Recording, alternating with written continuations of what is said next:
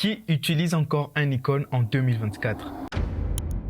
C'est une nouvelle sensationnelle dans le monde du cinéma. Si vous n'êtes pas au courant des derniers épisodes d'Internet, Nikon a pris une décision audacieuse, l'acquisition des Red Digital Camera. Digital Cinéma, ouais. Cela signifie tout un tas de choses, y compris quelques implications sur l'industrie du cinéma. Mais il faut savoir que c'est l'une des acquisitions les plus surprenantes que j'ai jamais vues. Personne n'a vraiment rien vu venir. Vous savez, ce que je veux dire, c'est que je ne doute pas que l'entreprise comme Nikon n'ait pas les moyens pour s'acheter une entreprise comme Red. Ils ont de l'argent pour ça. Vous ne pouvez pas faire un si gros coup si vous n'êtes pas un géant de l'histoire.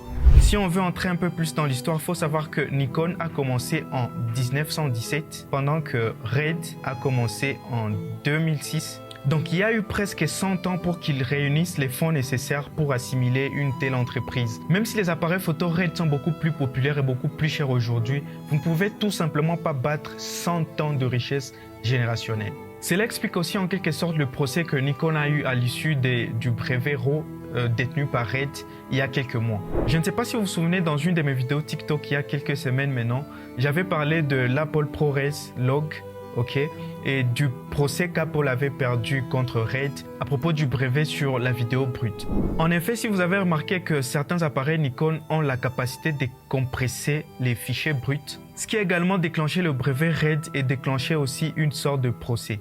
Qui sait, peut-être ils se sont déjà réglés à l'amiable et nous n'avons jamais su les détails de cette affaire.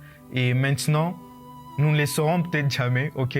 Pourquoi? Parce que Nikon vient d'acheter tout juste la société qui a tenté de les poursuivre en justice. Le pouvoir de l'argent. Qu'est-ce que cela signifie réellement pour Red? Ou est-ce une sorte de double victoire pour les deux sociétés? En fait, je ne pense pas que ce soit une perte maintenant parce que Red est une entreprise beaucoup plus petite que Nikon. Vous pourrez également voir certains avantages en termes de fabrication. Donc maintenant, avec des nouvelles ressources, Red sera en mesure de fabriquer beaucoup plus de caméras, beaucoup plus d'appareils, ok?